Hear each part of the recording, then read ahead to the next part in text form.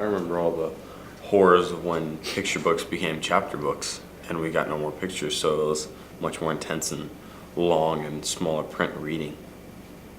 Wasn't very much fun. When a lot of the other kids were reading their books, I would try my best to read it, but once it came to a certain point, I wasn't exactly reading at all. I was kind of daydreaming because I couldn't read it.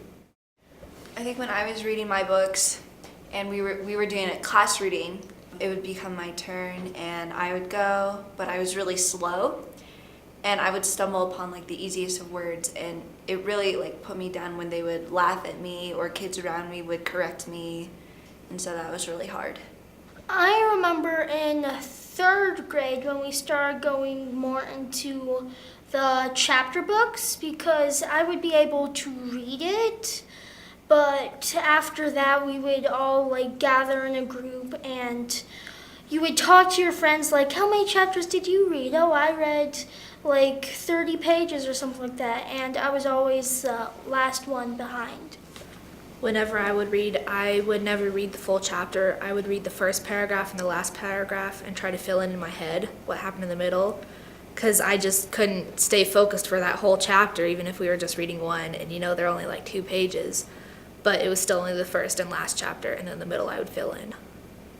I remember sometimes too, with me, I would count how many kids were in front of me, so then I would go to the paragraph that I had to read, but then it wouldn't be my paragraph. So then I'd go back and be like, oh man, and really struggle with that one. Yeah, that's part of the reason that popcorn was so bad, because you didn't know who was next or what paragraph you had, and then we would stumble over it and kids would correct us, and I said PJs instead of pajamas once, and everybody was like, no, it's pajamas, and I was like, I'm sorry, I didn't mean to say PJs.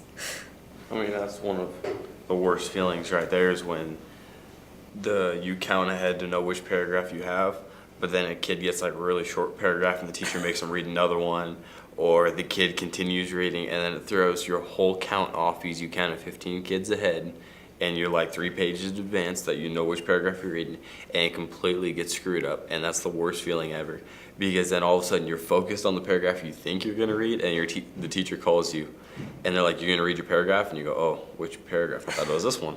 Right, and then Wrong you're missing all the different kind of important things in the chapter that you might have a quiz on the next day, and then you're like, oh no, why did I do this? But it was really hard for us because we didn't want other kids to make fun of us for not being able to read or pronounce the words. I remember that when you're doing that, you kind of get more panicked and flustered, so you don't quite understand what's going on, and that will throw you off. And then you also get yelled at for not knowing where you are in the book, even though you've been counting where you are and you know where they are, and you go, I don't know where we are, and they go, well, why haven't you been following along? You're supposed to follow along.